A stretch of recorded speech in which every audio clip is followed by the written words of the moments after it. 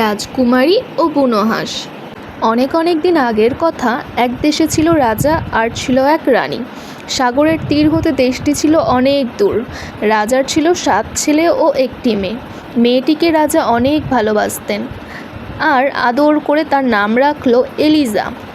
রানী ও তার ছেলে মেয়ে নিয়ে রাজার ছিল খুব সুখের সংসার। রাজ্য জুড়ে ছিল তার অনেক সুনাম। প্রজারা রাজাকে খুব ভালোবাসে।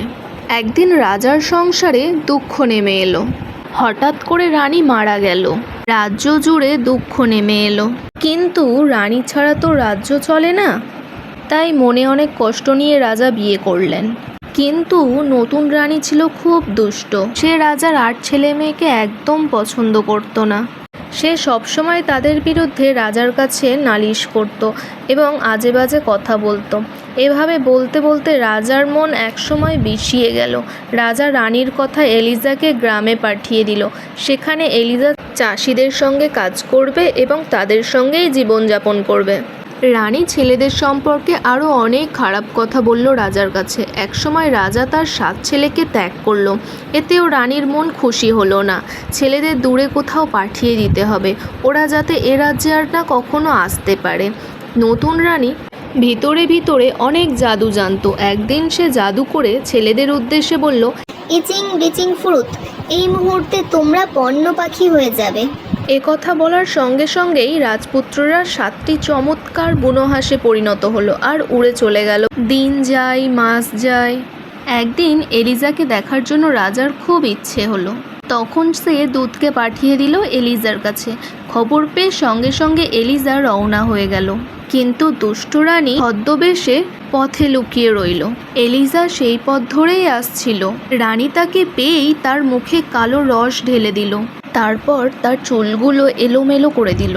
এলিজা রাজার সামনে এলো, কিন্তু রাজা তাকে চিনতে পারলেন না। এই দুঃখে এলিজা রাজপ্রাসাদ থেকে বেরিয়ে মেঠো পথে কাঁদতে কাঁদতে এগোতে লাগলো। আকাশে যখন সূর্য ডুবে এসেছে, এলিজা তখন একটা বড় জঙ্গলে এসে পড়ল। সারাদিনের ক্লান্তিতে সে বনের ঘাসে শুয়ে ঘুমিয়ে পড়ল। যখন তার ঘুম ভাঙল তখন সে দেখতে পেল তার পাশ দিয়ে একটা নদী বইছে। এই নদীর পানি খুব স্বচ্ছ, ঝকঝক করছে। এলিজা ঝটপট পানিতে নেমে গেল এবং ডুব দিয়ে স্নান করল। নদীর স্বচ্ছ জল এলিজার মুখের কালি ধুয়ে দিল এবং সঙ্গে সঙ্গে এলিজা আবার আগের মতো রূপসী হয়ে গেল। রাজকুমারী এলিজা আবার বনের মধ্যে হাঁটতে শুরু করলো। কিছু দূর যেতেই তার সঙ্গে দেখা হলো এক বুড়ির। এলিজা বুড়িকে তার ভাইদের কথা জিজ্ঞাসা করলো। বুড়ি বলল, আমি এ পথে কোনো রাজপুত্রকে যেতে দেখিনি, তবে আমি সাগর সৈকতে সোনার মুকুট পরা 7টি বড় হাঁস দেখেছি।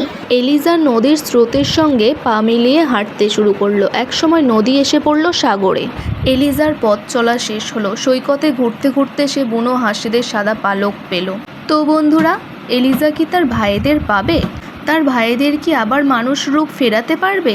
তারা কি রাজপ্রাসাদে ফিরবে? কি হতে চলেছে রানীর শেষ পরিণতি? পরের পর্ব দেখতে অবশ্যই চ্যানেলটিকে সাবস্ক্রাইব করে পাশে থাকা বেল আইকনটি ক্লিক করে দিন।